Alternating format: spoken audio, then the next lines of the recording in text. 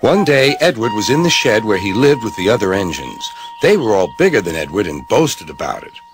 "The driver won't choose you again," said Gordon. "He wants strong engines like us." But the driver and fireman felt sorry for Edward. "Would you like to come out today?" "Oh, yes, please," said Edward. So they lit his fire, made lots of steam, and Edward puffed away.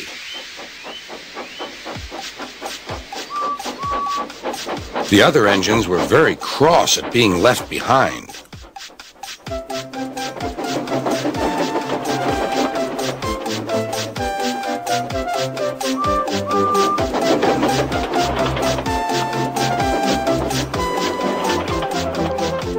Edward worked hard all day. The coaches thought he was very kind, and the driver was very pleased.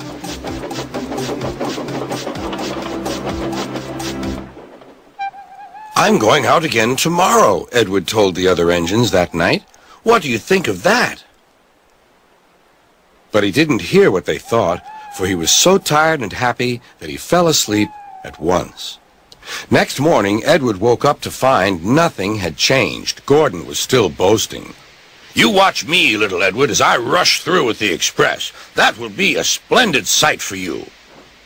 "Goodbye, little Edward. Look out for me this afternoon."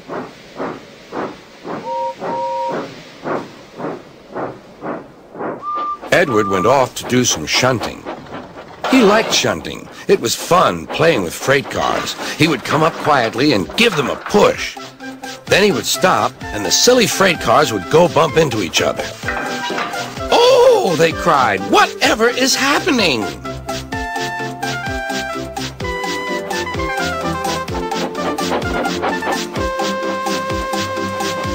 Edward played till there were no more freight cars. Then he stopped to rest. Presently, he heard a whistle. Gordon was cross. Instead of nice shining coaches, he was pulling a dirty freight train. "A freight train! A freight train! A freight train!" he grumbled. "The shame of it! The shame of it! Oh, the shame of it!" Edward laughed and went to find some more freight cars. Then there was trouble. "Gordon can't get up the hill," the porter called to Edward's driver. "Will you take Edward and push him, please?"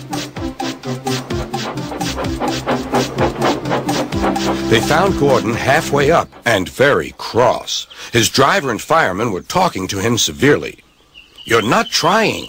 "I can't do it," said Gordon. "The noisy freight cars hold an engine back so."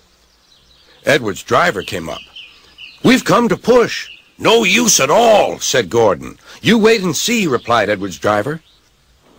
They brought the train back to the bottom of the hill.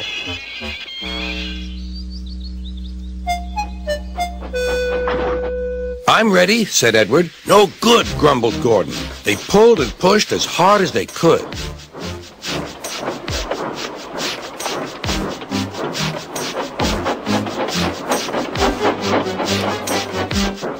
"I can't do it! I can't do it! I can't do it!" puffed Gordon. "I will do it! I will do it! I will do it!" puffed Edward. Edward pushed and puffed and puffed and pushed as hard as ever he could. And almost before he realized it, Gordon found himself at the top of the hill. "I've done it! I've done it! I've done it!" he said proudly. He forgot all about kind Edward and didn't say thank you.